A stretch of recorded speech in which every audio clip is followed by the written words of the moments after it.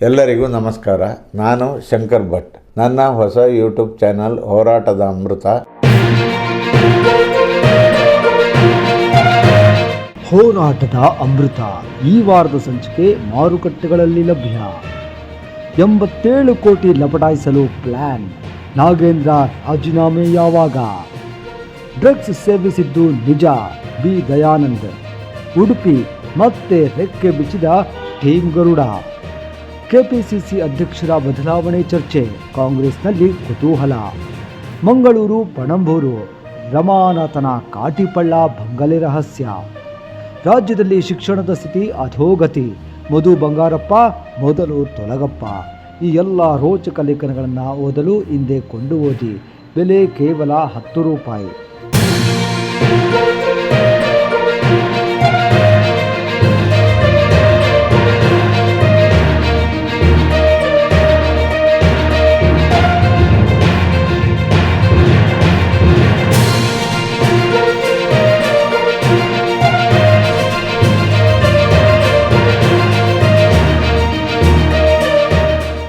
Share ಮಾಡಿ, subscriber ಆಗಿ, bell ಐಕನನ್ನು ಒತ್ತಲು ಮರೆಯದಿರಿ.